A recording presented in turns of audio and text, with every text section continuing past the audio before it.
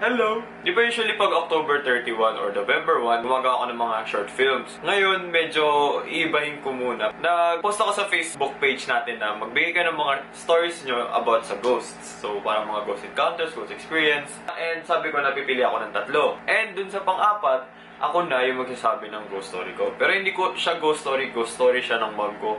Kasi wala pa akong encounter na multo.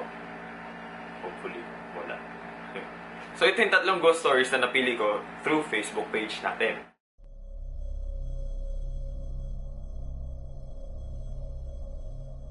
Si Sofia nasa school. Nagdi-discuss yung teacher, tapos bigla niya napapansin na yung teacher niya tumitingin daw sa likod niya. Sa likod ni Sofia may bintana. So, ang nangyari, napansin rin ng kaklase ni Sofia na tumitingin yung teacher nila sa likod ni Sofia. Ang nakikita nila, may kuba na lalaki. Ngayon, ang nakakatakot daw doon kasi imposible daw na magkaroon ng tao doon dahil bintana yun. So ginawa nila para hindi na lang nila pinansin and ganun. Kinabukasan, si Sofia, siya yung una nasa classroom. So syempre siya yung magbubukas lahat ng, siya yung mag-aayos ng upuan kung nakalimutan mang nakagulo and magbubukas ng mga bintana. Pagbukas niya doon ng bintana, nandun yung kubang lalaki.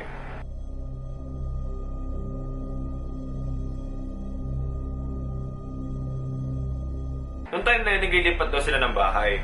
Yung bahay na bago nilang lilipatan, 2 floors. Naggabi na, and doon sila sa 2nd floor dahil doon yung kwarto nila, and matutulog na sila. Nung natutulog sila, Sophie B, bigla na lang siyang may narinig na batang umiiyak. So ang nasa isip ni Sophie B, baka ano lang yan. Baka yung kapitbahay lang. Tapos siguro mga 5 minutes or 7 minutes na wala rin yung iyak ng bata. Pero, bigla na lang yung doorknob ng main door gumagalaw at may gustong pumasok. Ngayon, ang ginawa ni Sophie B, ginising niya yung ate niya. Narinig rin nung ate niya na gumagalaw yung doorknob. Ngayon naman, lahat ng gamit sa baba gumagalaw. Silang dalawa na pag-usapan nila na bumaba na daw sila para makita kung ano may nangyayari. Nung pababa sila, may nakita sila sa hagdan. Nakita nila sa hagdan, mga kutsilyo at mga tinidor.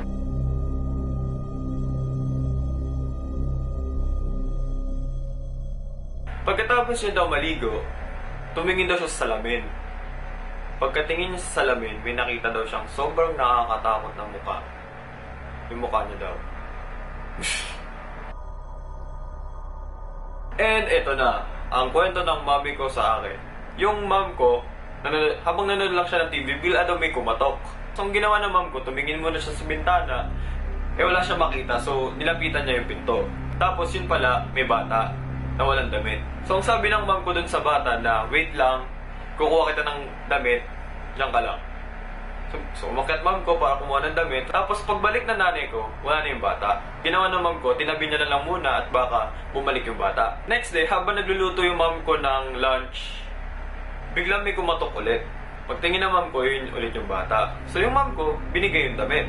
Then, sumapit na yung gabi. Habang nanonood yung mom ko ng TV, may kumakatok ulit. Pagtingin niya, yung bata na gusgusin na at puro duguan. So, ang ginawa naman ko, pinapasok muna siya at pinaupo siya dun sa sala para ayusin siya at bigyan pa ng bagong damit dahil gusgusin niya siya. Nung pabalik na yung mom ko, galing sa taas para kunin yung damit at yung first aid kit, bigla niyang narinig sa news.